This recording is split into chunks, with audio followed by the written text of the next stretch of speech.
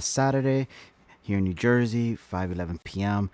I don't know about you, but it is extremely cold over here. I'm with the chills. But anyways, I thought this would be a good video for everybody to watch, because sometimes I say things, and yes, I have my opinions just as everybody has their opinions, and they're entitled to it.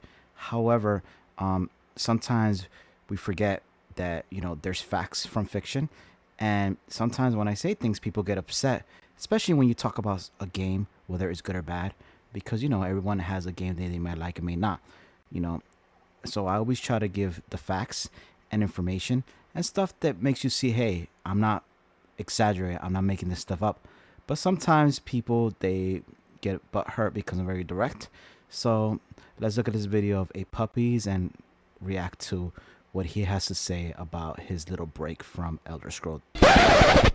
I took about a 3-month break from uploading on YouTube, and in that stretch of time, I still haven't even started raiding seriously again in ESO. A lot of people have been asking me if I quit the game and if I quit content creating, so I figured I'd make a quick video to explain. In short, no, I haven't fully quit, but I am kind of done. I have been taking a massive and much needed break from ESO and from content creating in general for a variety of reasons. But make no mistake, regardless of the external factors that has caused this break, ESO is without a doubt in the worst shape that I've ever seen it in. I've never been more pessimistic for its future, and that is the driving reason behind my break. So let's... And I like to say that because I've been browsing YouTube just like everyone else. I've been listening to other people. I've been listening to some podcasts. I've been talking with people around the community. And some people get really, really upset when you talk about the game issues or struggles because they really love the game. But there are struggles. But then there are many who are just leaving the game or trying something else, complaining. Now, don't get me wrong. Some complaints are pretty dumb. I'm not going to lie. Like, people will be picky on certain things, But then there's others that are legit, such as PvP not getting updates.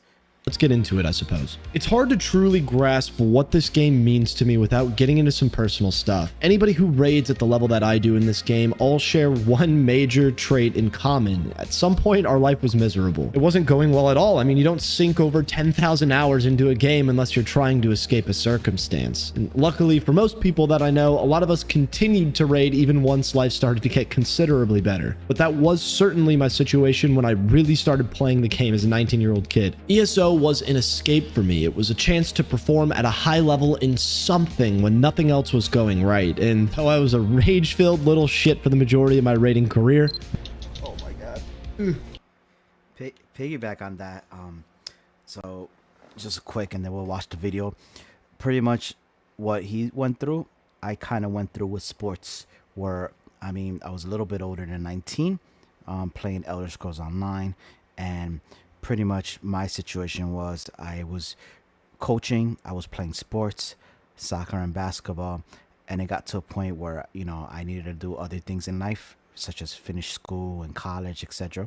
So with that being said, obviously I wanted to go in the right direction, but I had to sacrifice and realize that my chances of becoming pro are probably not in his reach anymore, and start doing other things. It's very hard when your whole life is just competitive competition, especially in the sport or activity, and then now that gets taken away from you. You're like, all right, what's next? So you want that itch, that next competitive drive, and for me that was Elder Scroll. It was great. I played it for many years, from 2014 2015. Now we're in 2025, and it was competitive. It felt like when you rewarding. It doesn't feel that way anymore. I feel the games has gotten very easy, just because gotten watered down. And I know people are gonna say, "Oh, but they don't play for this." Well, everyone has different motivations. That was my motivation, and as eight puppies was his struggle with his life. So different motivations get you to find some type of competitive edge to do well in, especially get out from life circumstances. Oh my god! Oh no, I'm dead! Fuck! God fucking damn it! Motherfucking bullshit! Puppies? Come on, bud. I feel again. Fuck! Did you make the guide for this, bro? The people that I met, the friends that I made along the way, and the accountability that fostered out of the standard that I held myself and everyone around me to has truly shaped my character into something that I can be proud of today. Character and work ethic that I'd like to think has given me the incredible opportunities that I've had through this game and in real life over the last few years. ESO truly has given me some of the best experiences of my life. Getting to meet tons of people that I looked up to at my first ESO event during the Necrom reveal in Vegas, I truly believe was the kickstarter to my content creating path. Meeting so many creators that I looked up to was... I think for me, one of the regrets now that I feel I'm like towards the end of Elder Scrolls Online. I mean, I'm not quitting either, but it's just a more casual activity for me, not as competitive as it used to be. It's probably, I felt I should have probably done content creating much more sooner because I had so much content. I had so many clears. I had so many, experiences even as a beginner and how you struggled and overcome certain situations. And I think it could have related to a lot of people because sometimes people be like, oh, you're just toxic because you're in the next level. But that wasn't the case. I actually had to prevail and, little by little, I just worked on it. And of course, it's a game you play for fun, but it was fun for me. And I had a lot of videos, a lot of parses, a lot of, even like records that could have been, say world records or vice versa, like even the arenas and vice versa. But I just never streamed them. So there's just no proof that just goes out the pudding, I have some videos in YouTube, but, those are like maybe a year or 2 or 3 years ago, vice versa. So I wish I could have done it sooner, but I didn't know anything about streaming. I just wanted to play Elder Scrolls, play the game, and have fun with friends. I never thought I would get as competitive as I did with it.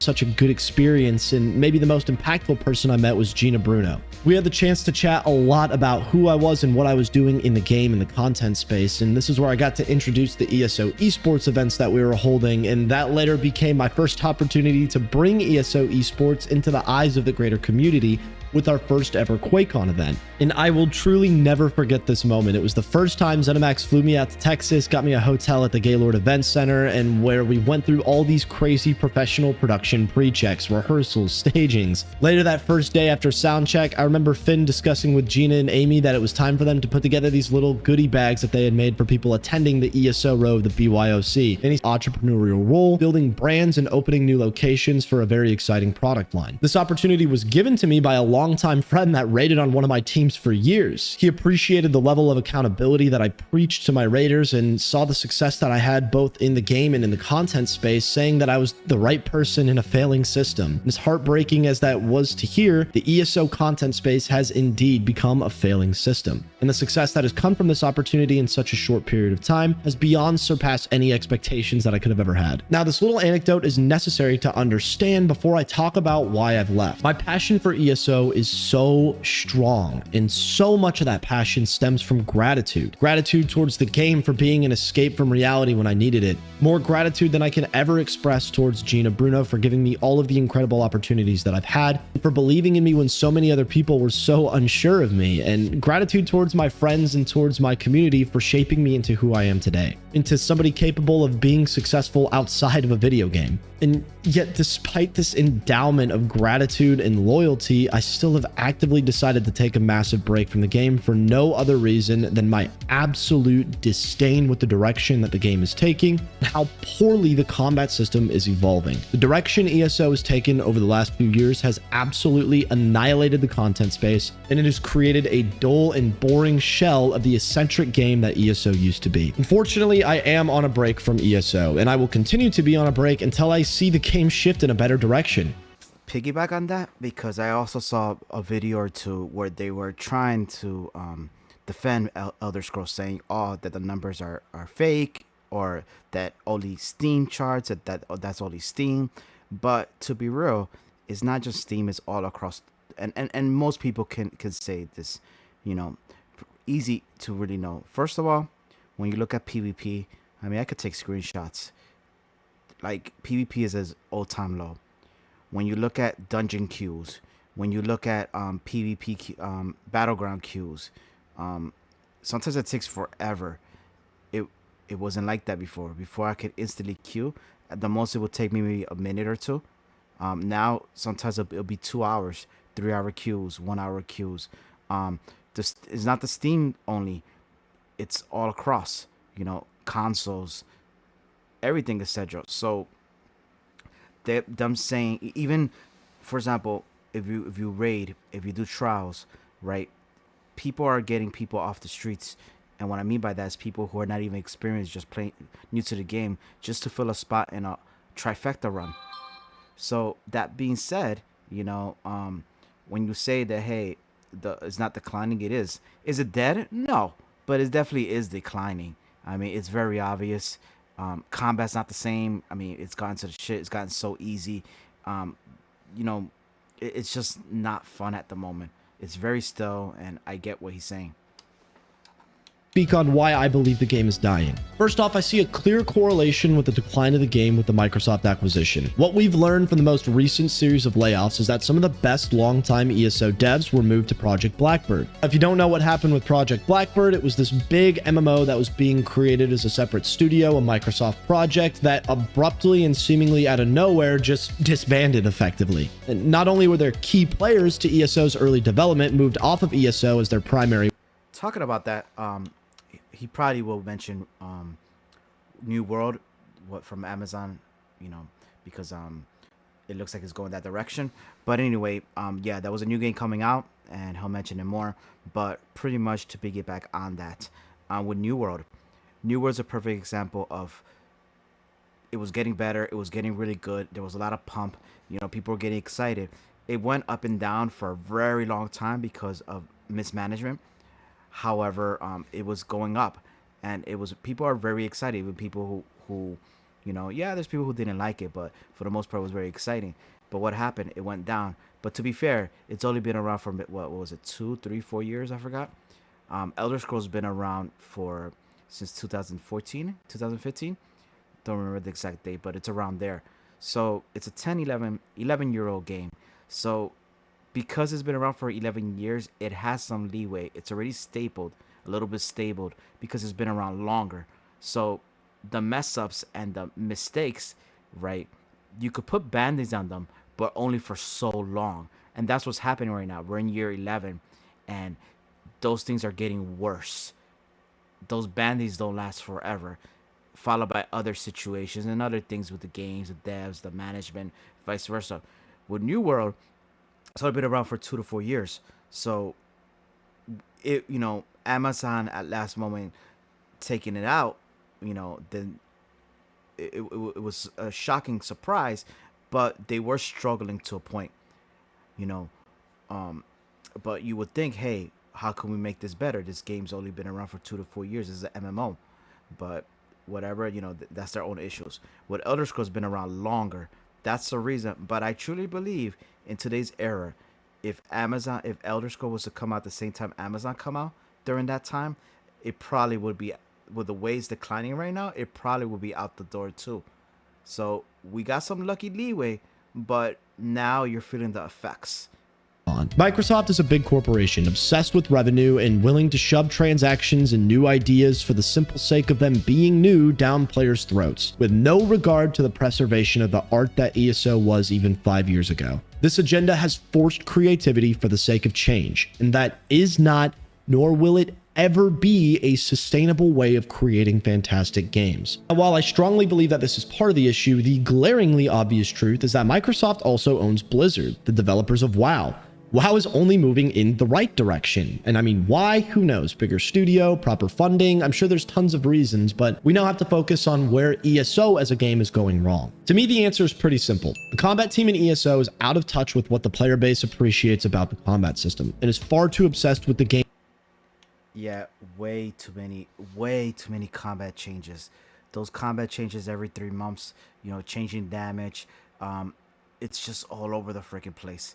And instead of fixing it, they just try to make it easier for newer players. But it's a very confusing combat system because it changes so much. Numerically as opposed to its actual feeling. Ignore everything else. Combat is single-handedly the most important and the most defining characteristic of the game we enjoy. In a push to acquire new players from what we can only imagine is a revenue goal pushed from a major corporation, the combat team has focused on 2 main goals: making combat easier for newer players and to provide as many creative options as possible. It's their entire marketing structure, and in doing so, there is some sort of almost like a balanced spreadsheet that's emerged as a part of their core philosophy. If something is performing over a number in this spreadsheet, nerf it. And if something is performing under this number, buff it. And I mean, maybe that's a good idea on paper, but here's the real result. Since Dreadsail Reef in 2022, there has not been a more powerful set to emerge in endgame rating than Coral Riptide. Sets have gotten close, but nothing dominates. That means that we've been running the same meta sets for the last 3 years.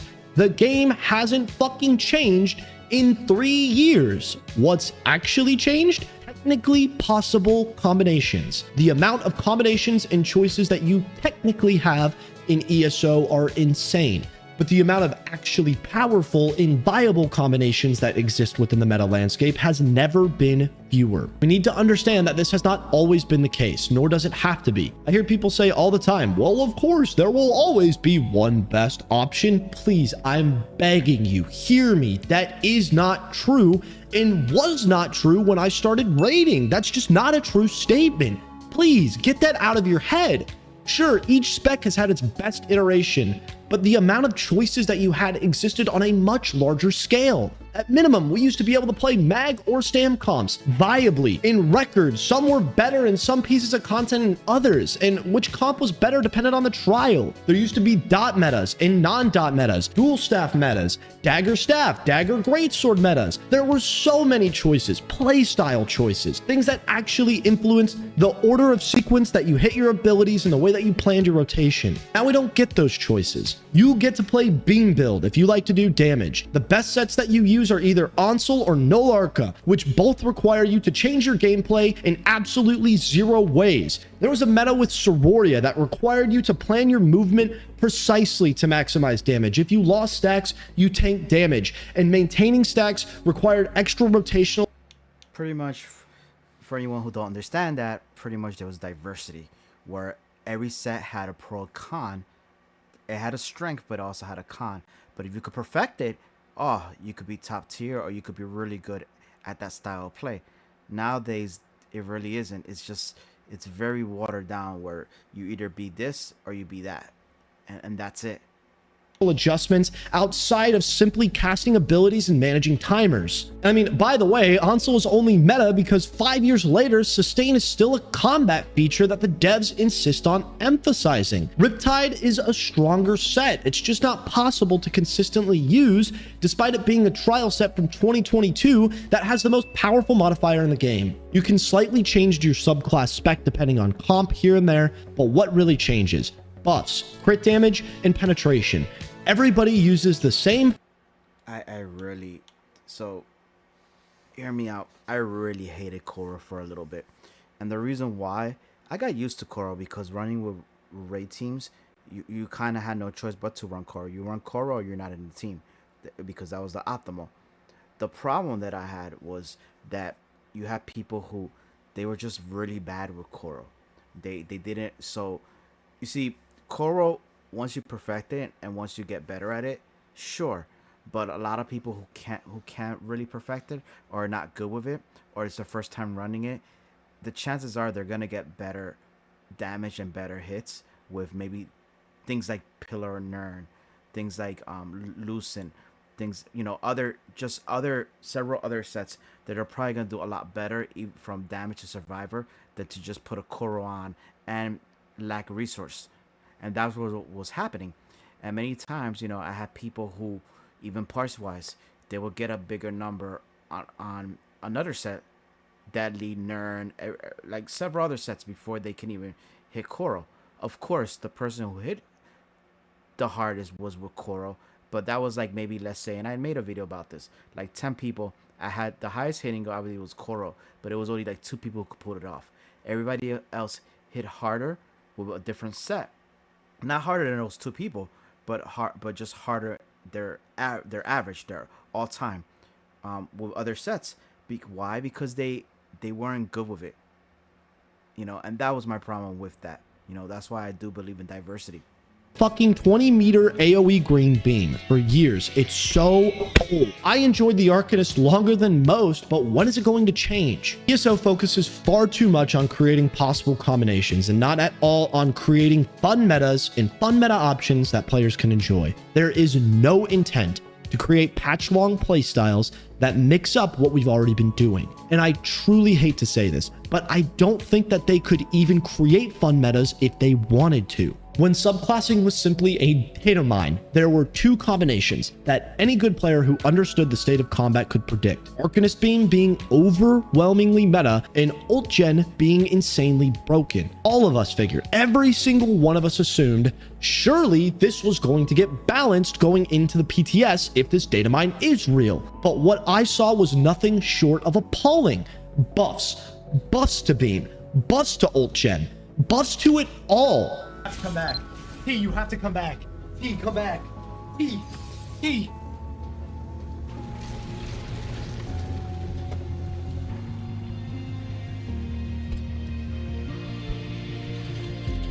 Okay, well, surely such a big change is thought out, right? I guess the damage spike is intentional. Fucking nope. Nerfs to all of it just one patch later. The only other explanation is to intentionally create one 3-month window of massive damage increases to then nerf damage a patch later to give a small window of time for people to go crazy and blow things up for fun. That would then suggest a gross lack of understanding in the way rating and progressions work in this game, or suggest a complete disregard for endgame rating at all. This is somehow worse. I'd love to not think that this is the case, but both of these potential explanations suck. Please give me a better explanation as to what's going on here. I'm dying to hear it. Piggyback on what he's saying, and this is where I kind of had the final straw with Elder Scrolls, where I was like, that's it. Like, this, I'm taking a break. Was and I mentioned in other videos before, was that I had a solo vet build that did solo content on vet trials and vet dungeons, or I can bring it to vet dungeons, and I thought was pretty good. It was a Nightblade, and I was hitting like 125 of it, not the highest number at the time, but for a solo build, it was pretty good. It had all the balances that you can have, such as penetration, critical damage, vice versa. Weapon and spell had really decent, and I built a nice setup piece. And what ended up happening is, of course, with subclassic coming out, I was still Nightblade, but of course I had to switch over to Nightblade with like maybe Arc, or you just had to use subclassing, and I knew, wasn't naive, that it was gonna be like maybe a little bit higher, which it was. It was at 135k, which was, then my other meta build was probably like over 150. But the whole point is, I'm like, okay, well, it's all right. My solo Nightblade is still gonna be not subclass. It's still gonna be very competitive at 125. Wrong. Took it into content. Did not feel good at all. And I'm like, maybe it's me. Maybe I'm having a bad day. Then I parsed with it. I could barely even hit 100k. I literally had to rework it. So pretty much the whole story of this is I had to literally, they force you to subclass. If I wanted to be a regular non-subclass, at that time, I think they may have fixed it now because of complaints from other people. If I would have to be forced to be subclass, and that really did piss me off, because I'm like, no one should be forced to do anything, because regardless, most of us are gonna try subclass anyway. I mean, who's not gonna want to try the new content and new cake in the block? So it was a gimme, but to force it on us, and that kind of really sucks, because there's people who don't really care too much about, they want to play the older content, and then as they finish stuff up like questing and other things, then they'll eventually maybe go to subclass or try other things. Everyone works differently in this game. Not everybody's the highest end gamer of the end gamers. ESO's approach to raiding, however, consistently over the last 3 years is to release a new raid with a damage increase associated with the chapter to subsequently make a raid harder after the best players have already cleared it. I am one of those players and can see that that is insane. It comes with a damage nerf 3 months later. An average prog takes roughly 3 months in this game for good teams. Not for the best teams, but for good teams. The average good raid team takes 3 months to clear a trial. That's a good goal. Imagine, just imagine being 3 months into a prog, finally being close to a clear, and then having even just a slight damage nerf that Happened to me so many times. And a lot of core teams disassemble or they quit because of it, you know, or a lot of people, they don't really follow the updates.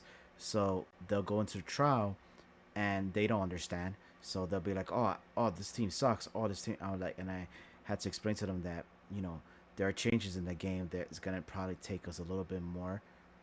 So then they go play for other teams and the same thing happens, you know, because they don't, especially if they're new, they don't really get the updates and stuff, you know.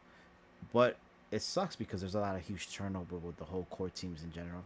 one or two extra boss mechanics to now progress. It may not seem like that big of a deal, but in a trifecta scenario, that quite literally causes full reprogressions. The devs either don't understand this or simply don't care. And frankly, it's inexcusable at this point. It's so terrible to watch year after year after year. And maybe, just maybe, this would be excusable if they gave us other reasons to play ESO. And this was truly the nail in the coffin for me with the game. I've already mentioned the fact that no new gears come out. I think one of the reasons too is because I was watching a video, YouTube video as well. I think it was Graves Gaming, and he mentioned about he kind of was like, oh, the Elder Scrolls still one of the better games out there MMO wise, and yes, but no. To be fair, yes, in a way where MMOs, you see a lot of games dying, you see a lot of games not performing well. So of course, you know, for a newer player, if you want to play ESO, there's so much content before you reach Endgame, you know, unless you just want to skip all that and play Endgame. So in that aspect, sure, if you're a casual, you want to play it, but down the line, there's a lot of issues with the game that needs to be addressed. And as more competitive MMO games or other games come out, it's just going to keep declining until they fix their performances, because there's also a niche. For example, and I saw somebody in the comments say, oh, the graphics in Elder Scrolls are bad. No, not for, it's not a brand new game, but not for what the game is. The game is like a ancient medieval, it's a fantasy type of game. So the graphics are acceptable for what it is. And to be fair, the graphics compared to other MMOs out there, with the exception of the new one like Whirlwind, you know, it's fairly decent.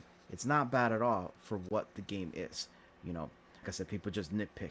With that being said, there's still other issues that make the game stale, you know, and they have to address this because people will quit, especially a long-term gamer. Or has truly been valuable in a game-changing way since Dreadsail Reef did. 4 new meta sets that were insanely powerful and still somehow meta came with that trial in 2022. Outside of that getting boring, guys, what reason do we have to do a new trial? The rewards are awful at best, which I'm sure we can attribute to the Microsoft corporate greed in some capacity, but like, we finally got a skin out of Ossian Cage, but we can expect a title and a half-baked mount for 3 to 6 months of progressing a new trial trifecta. The only reason endgame players go into new content is for the sense of achievement. The amount of people willing to sit through months of progression for 10 seconds of that feel-good moment is indescribably low. But what reason does anybody else have to step foot into a raid for more than one time just to see the pretty new piece of content? There's nothing to gain out of a raid. ESO players for years have complained about the lack of rewards, but what I don't think the player base has vocalized well enough is that we don't just want cool cosmetics, we want cool toys. Regardless of the build that you choose or create, everybody loves to put in a little work to make their character feel more powerful. Just a little bit. I'm not saying people are so worried about having their builds nuked, right? And how my build is useless. My build that I created is useless. That comes from nerfs. That comes from that balanced spreadsheet. That's not what I'm talking about. I'm talking about introducing new things to then make your already good build more powerful. Giving us either gear or raid buffs for playing the fucking game are just basic things that could be done to help the player base feel more rewarded for their time. And even beyond that, I tell this story so often, but what truly even piqued my interest originally in getting into endgame content was the Godslayer mount. It wasn't just another cool mount, it was revolutionary. It was the first mount with effects, and the only way to get it was by doing something impossible. Many people try, many people quit, but the more total people that at least give it a shot, the more people that would fall in love with Endgame raiding the way that I did. In fact, at some point in its lifespan, ESO just stopped innovating its endgame altogether. Not just raiding, serial updates ceased to exist, Overland became exceptionally dull and easy. Truly every area of endgame in ESO, minus maybe housing, has been left uncultivated. Remember just a few years ago when Maw was the most insanely difficult piece of content to ever touch the game, bar none. Then remember when Halls of Fabrication came out and somehow one-upped that with 2 more bosses. Then remember when they completely changed everything up in VAS for the first mini trial, fighting 3 bosses at the same time, and then we got another mini trial but fighting 4 bosses at the same time. It was somehow even crazier. Then we had another full trial, Sunspire, with an impossible trifecta achievement that gave us our first trial where each boss had its own hard mode. Then we got another trial where each boss had its own hard mode. Then we got another trial where each boss had its own hard mode. And another, and another, and another, and another. Lucent Citadel has a unique fight at least, which is cool, but ultimately ESO stopped innovating at some point in the trajectory. The game has dulled itself in both content, but far more evidently in combat. In the name of making things easier for newer players, ESO has killed itself for hundreds of thousands of players that enjoyed the game for what it was so long ago. ESO is not World of Warcraft. The game doesn't have 80 keybinds and it doesn't need dulled down. Its dynamicism, higher APM gameplay, and visual spectacularity created the unique experience that we all miss. Maybe most impactfully to me though in all of this is not how miserable the game feels to play day in and day out, but rather the way this awful direction has made pursuing my passion impossible. When I started this content creation journey, I knew that I was targeting a small niche, but I did my research. In fact, I sat down with my business professor at the time to look at this market, specifically for the endgame niche that I was pursuing, and we made projections to see what potential income was possible for this little project. The answer was never a life of luxury, but it was possible to live a decent little life off of being an ESO endgame content creator, as crazy as that sounds. If I did decide that I wanted to make more money, the thought was that there would at least be a large and stable enough audience to make a transition into something bigger. Seriously, around the time I was starting, there was the potential to make 14 different build guides, one for each class, mag and stam, that you could get 20 to 50k views on average for a medium-sized channel, 100k if it was a super popular spec. That's a projection of about 350 to 500k views on build guides alone in a 3-month window of a typical ESO patch, not even including things like trial guides, damage guides, update videos, etc. If you can average 300k views a month with all of these things combined, that's anywhere from about $2,500 to $3,000 a month. Combine that with maybe 2k a month in Twitch revenue, maybe a solid stable Patreon coaching service, get a solid website up that generates a little bit of extra ad revenue. It truly was possible, even for my very small niche. The aspect of my content that I was going to use to separate myself from others was detail. I made detailed guides like nobody else that didn't focus on finding a good build, but focused on the meta. I taught players how to play their class at a high level, and it was working for a while. I even went full time for a couple of years with some success. But as time got on, it just got worse and worse and worse and worse. Look at the Twitch category for ESO. It's more than unsustainable. Unless you make the now very niche content for this game that does work. My first video to ever hit 100,000 views was a heavy attack Sork video. I put such little effort into that video. It was 12 minutes long. I pulled the build from a VAS log from some group just messing around in content. Most creators would think to themselves, that's perfect. I have a replicable cash cow, but I was devastated. I have so much content that's so much better, both in terms of information and production, but the player base that would have cared no longer plays the game. I can either be miserable making content for ESO that I don't want to make, or be miserable trying to struggle making content that I want to make. I don't want to do either of those things. So what does that mean for me and my content? I needed the break, but I don't ever want to fully abandon ESO. I'll begin uploading maybe once a week on YouTube again, and truthfully, the passive revenue is nice though small, and I'm still passionate about the game and the endgame community for all the reasons that I discussed at the beginning of the video. Creating content for this game though is no longer a priority. I don't know that it ever will be again. As far as playing the game goes, unless one of my score pushing teams come back, and I mean TSN or Eternal Reincarnated, I probably will not be playing ESO in the near future. And even then, I won't raid with those teams if they conflict with my new WoW raid schedule. And with that, I have begun investing what little free time I do have into World of Warcraft. Unfortunately, I enjoy playing games competitively, and if I'm going to get good at something, I'm at least... Yeah, I'm kind of the same way with that as well, where it's gotten to a point where, like, you know, there has to be a motivation, there has to be a reward.